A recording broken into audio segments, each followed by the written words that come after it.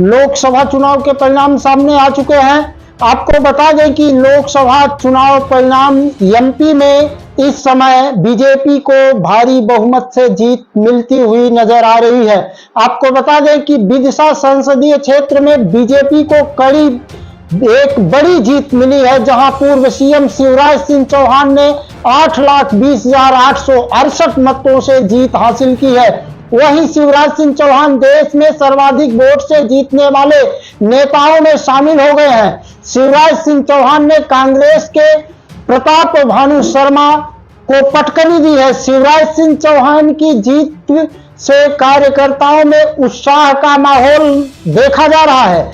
Bharatiya Janata party के कार्यकर्ताओं में ढोल नगाड़े बजाकर जीत का जश्न मनाया जा रहा है। आपको बता दें कि विदिशा लोकसभा क्षेत्र को भाजपा का गढ़ माना जाता है। यहां से कांग्रेस इतिहास में केवल 2 बार जीत हासिल कर पाई है। जब 1980 में भानु प्रताप शर्मा पहली बार यहां से सांसद चुने गए थे। इसके बाद 1984 में भानु प्रताप शर्मा दूसरी बार यहां से सांसद चुने गए थे। विदिशा लोकसभा क्षेत्र हिंदू महासभा जनसंघ से लेकर भाजपा तक हमेशा इस लोकसभा सीट पर कब्जा रहा है। सबसे ज्यादा यहां से 5 बार शिवराज सिंह चौहान सांसद रहे और एक बार फिर 2024 में चुनाव में भारतीय जनता पार्टी ने उन्हें लोकसभा चुनाव के लिए प्रत्याशी बनाया था। शिवराज सिंह चौहान की लोकप्रियता यहां काफी देखी जा रही है और इस चुनाव में भी देखने को मिली है। अपने प्रतिद्वंदी को करीब 8 लाख वोटों से हराना क्षेत्र में उनकी एक लोकप्रियता को दर्शाता है। बता दें कि मध्य प्रदेश की देवास लोकसभा सीट से भाजपा को जीत मिली, जहां बीजेपी प्रत्याशी महेंद्र सिंह सोलंकी ने कांग्रेस के राजेंद्र राधा किशन मालवीय को मात दी है। वहीं 4,42,369 मतों से मालवीय ने जीत हासिल की है। आपको बताते चलें कि शुरुआती में दोनों के बीच कांटे की टक्कर का मुकाबला देखने को मिला है। देवास लोकसभा सीट का इतिहास रोचक है। यह सीट भाजपा के प्रभावी सीटों में मानी जाती है, जहां सन 1984 और 2009 के चुनाव को अगर छोड़ दे तो लगातार भाजपा ने इस सीट पर जीत हासिल की है। इसी कड़ी में एक बार फिर देवास लोकसभा सीट से बीजेपी प्रत्याशी महेंद्र सिंह सोलंकी ने जीत हासिल की है। देवास शाजापुर लोकसभा सीट पर भाजपा के महेंद्र सिंह सोलंकी और कांग्रेस के राजेंद्र मालवीय के बीच कांटे का मुकाबला रहा। महेंद्र सिंह सोलंकी मौजूदा सांसद हैं। उन्होंने जज की नौकरी छोड़कर साल 2019 में पहली बार सांसद बने थे। वहीं राजेंद्र मालवीय ने पहली बार लोकसभा का चुनाव लड़ा। भाजपा के महेंद्र सिंह सोलंकी को 92,517 वोटों से मात दिए थे। कांग्रेस के राजेंद्र राधा किशन मालवीय 5,25,084 मतों से जीत हासिल की है। वहीं आपको बता दें कि भाजपा के महेंद्र सिंह सोलंकी इस समय जीत हासिल कर चुके हैं। जहां बात करते हैं हम आगे संसदीय क्षेत्र सागर की, जहां सागर संसदीय सीट से इतिहास में बीजेपी की लता वानखेड़े ने सबसे बड़ी जीत दर्ज की है और 4,69,083 मतों के बड़े अंतर से कांग्रेस के चंद्रभूषण सिंह बुंदेला गुड्डू राजा को शिकस्त दी है। इससे पहले इस संसदीय सीट पर सबसे बड़ी जीत का रिकॉर्ड 2019 में बीजेपी के राज बहादुर का था, जिन्होंने 3,05,000 मतों से जीत हासिल की थी। इस चुनाव में बीजेपी प्रत्याशी लता वानखेड़े को 7,84,953 मत मिले, जबकि कांग्रेस प्रत्याशी चंद्रभूषण सिंह बुंदेला गुड्डू राजा को 3,15,870 मत मिले हैं। बीजेपी प्रत्याशी लता वानखेड़े 4,69,083 मतों से जीत हासिल की है। प्रमाण पत्र लेने लता वानखेड़े बीजेपी नेताओं के साथ मतगणना स्थल पहुंची और जीत का प्रमाण पत्र लिया। लता वानखेड़े ने कहा है कि प्रधानमंत्री नरेंद्र मोदी के विकसित भारत की संरचना को साकार करने की जीत है सागर में। वहीं हम बात करते हैं उत्तराखंड की, तो उत्तराखंड से बीजेपी को बड़ी जीत हासिल हुई है। आइए दिखाते हैं आपको उत्तराखंड से हमारे संवाददाता ने क्या कुछ बताया है। ये सुनिए, हमारे संवाददाता लाइन पे जुड़ चुके हैं, उमेश राणा उत्तराखंड। उमेश राणा जी, बताइए आपके क्षेत्र में बीजेपी और कांग्रेस के बीच कैसा मुकाबला चल रहा है?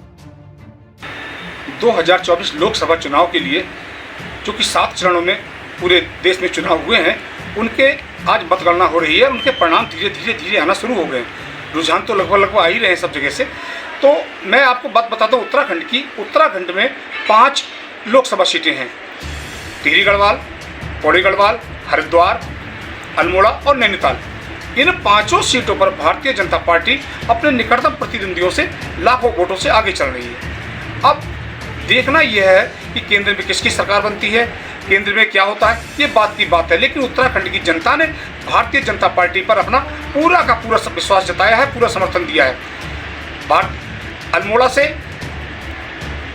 अजय टमटा आगे चल रहे हैं, नैनीताल से अजय भट्ट आगे चल रहे हैं, टिहरी गढ़वाल से माला राजलक्ष्मी जी आगे चल रही हैं, हरिद्वार से त्रिवेंद्र सिंह रावत जी आगे चल रहे हैं और पौड़ी गढ़वाल से अनिल बलूनी जी आगे चल रहे हैं। अब कुछ ही समय में परिणाम घोषित हो जाएंगे, लेकिन जितना डिफीट है ये लोग अपने निकटतम प्रतिद्वंदियों को दे चुके हैं, शायद वो खाई पाटना मुश्किल है। मैं उमेश राणा, उत्तराखंड।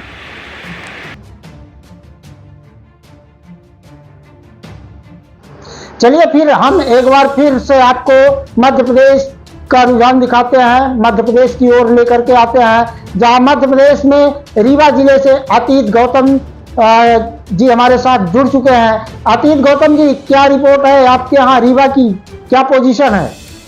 रीवा विधानसभा से पूर्व भाजपा प्रत्याशी जनार्दन मिश्रा के भारी मतों से आगे बढ़त बनाए हुए हैं और नीलम मिश्रा दूसरे स्थान पर हैं। रीवा ही नहीं, यहाँ तक पूरे मध्य प्रदेश में बीजेपी क्लीन शिप के बिल्कुल दरवाजे पे खड़ी है। 29 की 29 सीटों पर बढ़त चल रही है और नीलम मिश्रा ने ईवीएम की गड़बड़ी का भी आरोप यहाँ लगाया है और जिसकी जिला निर्वाचन आयोग द्वारा जांच भी कराई गई, उसमें कोई गड़बड़ी नहीं पाई गई और करीब 1,60,000 वोटों से आगे चल रहे हैं। दूसरे नंबर पर नीलम मिश्रा हैं और पूरे मध्य प्रदेश में इस समय बीजेपी में होने जा रहा है। हम ले चलते हैं आपको दामोह संसदीय क्षेत्र में, जहां सागर और दामोह की रिपोर्ट बताएंगे भारत सिंह जी। भारत सिंह जी, क्या स्थिति चल रही है लोकसभा चुनाव की आपके यहाँ? 2024 लोकसभा चुनाव की आज जनगणना जारी है और हम बात करेंगे दमोह जिले की, जहां पर 4 विधानसभा हैं और 2 विधानसभा सागर में आती हैं और 1 विधानसभा छतरपुर जिले की भला मलेरा आती है। जहां पर आज भाजपा से राहुल सिंह लोधी और कांग्रेस से तरवर सिंह लोधी आमने सामने थे, जहां पर राहुल सिंह लोधी बीजेपी के 3 लाख वोटों से आगे चल रहे हैं। लगभग राहुल सिंह लोधी का जीतना तय माना जा रहा है। आस्था की शक्ति, दमोह से भरत सिंह ठाकुर की रिपोर्ट। चलिए आगे चलते हैं हम कटनी लोकसभा से, जहां कटनी लोकसभा में हमारे साथ कटनी संवाददाता जुड़ चुके हैं और कटनी की जानकारी हम लेंगे, जहां हरिशंकर पाराशर जी हमारे साथ जुड़े हुए हैं। पाराशर जी, क्या स्थिति चल रही है कटनी में? आज कटनी खजुराहो लोकसभा सीट के चुनाव परिणाम में भाजपा के प्रदेश अध्यक्ष कटनी लोकसभा खजुराहो लोकसभा सीट के प्रत्याशी भाजपा वीडी शर्मा को कटनी विधानसभा से 2,75,000 मतों से प्रचंड जीत दर्ज हुई है। कार्यकर्ताओं में हर्ष रहा, लोगों ने मिठाइयाँ बांटी। भाजपा की इस प्रचंड जीत में आम जनता की जीत जिला अध्यक्ष ने बताई। कटनी से हरिशंकर पाराशर। देखिए, उत्तर प्रदेश से इस समय चुनाव रुझान क्या आ रहा। उत्तर प्रदेश से हमारे संवाददाता जुड़े हैं राजेश यादव। राजेश यादव जी, क्या स्थिति चल रही है उत्तर प्रदेश में?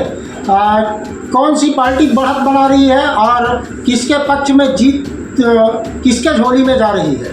बनारस के आसपास जिलों में चंदौली, गाजीपुर, जौनपुर, मिर्ज़ापुर, भदोही, जिसमें ज़बरदस्त टक्कर, जिसमें समाजवादी पार्टी को ज़बरदस्त बढ़त, बनारस जैसे सीटों पे अजय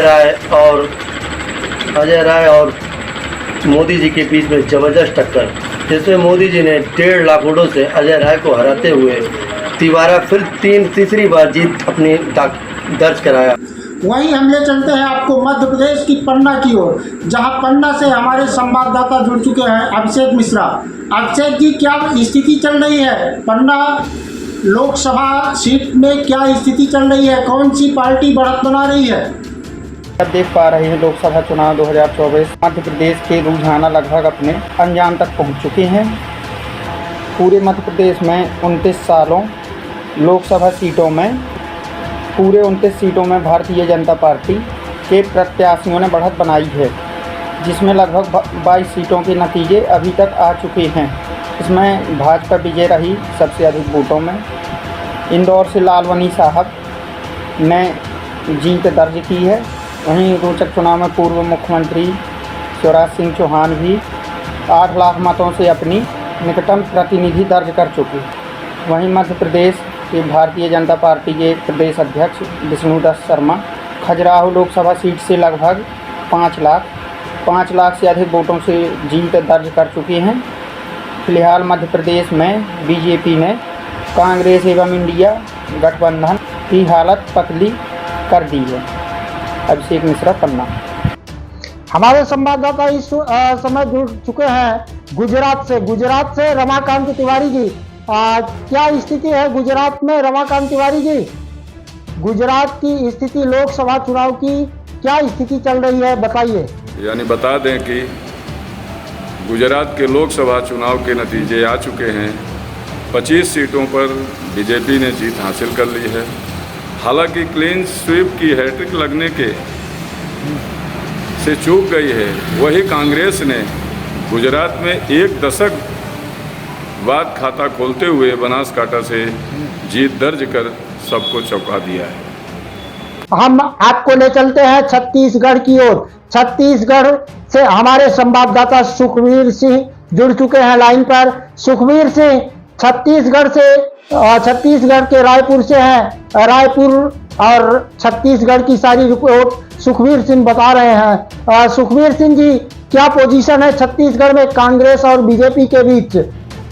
लोकसभा चुनाव 2024 के मतगणना के दौरान के रुझान आने शुरू हो गए हैं। रुझानों में छत्तीसगढ़ में भारतीय जनता पार्टी 10 सीटों पर आगे चल रही है और ये जो 10 सीटें हैं, इनका जो अंतर है वह जीत की ओर इशारा करता है। इसमें कोरबा की एकमात्र सीट है जहां से कांग्रेस लीड कर रही है, जहां श्रीमती ज्योत्सना महंत, जो पहले भी लोकसभा की सांसद रही हैं, वह दोबारा जीत की ओर अग्रसर हैं।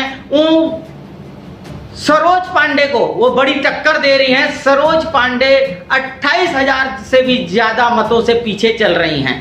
वहीं बात करें तो रायपुर राजधानी, जहां पर बृजमोहन अग्रवाल को भाजपा ने लोकसभा का प्रत्याशी बनाया है। आज से पहले तक बृजमोहन अग्रवाल सिर्फ और सिर्फ विधानसभा चुनाव लड़ते रहे हैं और लगातार 8 बार के विधानसभा जीत दर्ज कर चुके हैं और वे मंत्री हैं, कैबिनेट मंत्री हैं। आज उनकी जीत का जो अंतर है अभी चल रहा है, 4.5 लाख से ज्यादा मतों का अंतर है। उन्होंने विकास उपाध्याय को बहुत पीछे छोड़ दिया है। अब बात करें हम राजनांदगांव की सीट भी बहुत महत्वपूर्ण सीट थी, जहां पर प्रदेश के पूर्व मुख्यमंत्री भूपेश बघेल कांग्रेस के प्रत्याशी थे। उनको भाजपा के संतोष पांडे ने अभी तक की जानकारी के अनुसार 46,000 मतों के अंतर से पीछे छोड़ दिया है। अब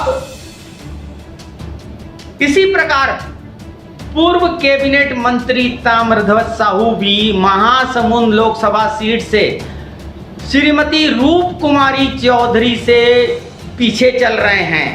उनके मतों का अंतर 1,33,000 से ज्यादा का हो गया है। रूप कुमारी चौधरी वहां पर जीत की ओर अग्रसर हैं। और बस्तर की बात करें तो बस्तर में महेश कश्यप पूर्व मंत्री कवासी लखमा को 55,000 मतों के अंतर से पीछे छोड़कर आगे हैं और यहां भी उनकी जीत सुनिश्चित है। बिलासपुर की बात करें तो बिलासपुर में तोखन साहू जो पूर्व में संसदीय मंत्री रहे हैं, वो देवेंद्र यादव को 1,00,000 मतों से पीछे छोड़ रहे हैं। देवेंद्र यादव कांग्रेस के प्रत्याशी 1,00,000 मतों से पीछे हैं। दुर्ग में विजय बघेल जो भाजपा के प्रत्याशी हैं, उन्होंने 3,64,000 से ज्यादा मतों का अंतर बना लिया है। वे आगे चल रहे हैं और राजेंद्र साहू, कांग्रेस के राजेंद्र साहू को उन्होंने पीछे छोड़ दिया है। अब कांकेर में कांटे की टक्कर अभी भी बनी हुई है। वहां पर भाजपा के भोजराज नाग बीरेश ठाकुर से मात्र 5,709 मतों से आगे हैं। छत्तीसगढ़ में लोकसभा चुनाव के जो रुझान आ रहे हैं उसके अनुसार अब बात करते हैं हम जांजगीर चांपा लोकसभा सीट की। जांजगीर चांपा लोकसभा सीट में पूर्व मंत्री शिव कुमार डहरिया पीछे चल रहे हैं, कांग्रेस के प्रत्याशी हैं। कांग्रेस के प्रत्याशी को श्रीमती कमलेश जांगड़े 64,000 मतों से पीछे छोड़ चुकी हैं और यह जो अंतर है ये जीत को इशारा करता है। यह जीत उनकी निश्चित नजर आ रही है। एक प्रकार से पूर्व मंत्री, कैबिनेट मंत्री शिव कुमार डहरिया भी हार रहे हैं। छत्तीसगढ़ की सरगुजा सीट से चिंतामणि महाराज 64,000 मतों से आगे चल रहे हैं और शशि सिंह को राम कांग्रेस प्रत्याशी को पछाड़ रहे हैं। इस प्रकार छत्तीसगढ़ की जो हमने जानकारी दी है, ये रुझान दिए हैं, इसमें 10 सीटों पर भारतीय जनता पार्टी आगे है और कांग्रेस 1 सीट पर आगे है, वो अभी कोरबा सीट पर। अब देखना यह है कि रुझान नतीजों में किस तरह परिवर्तित होते हैं। यही स्थिति रहती है, बदलती है।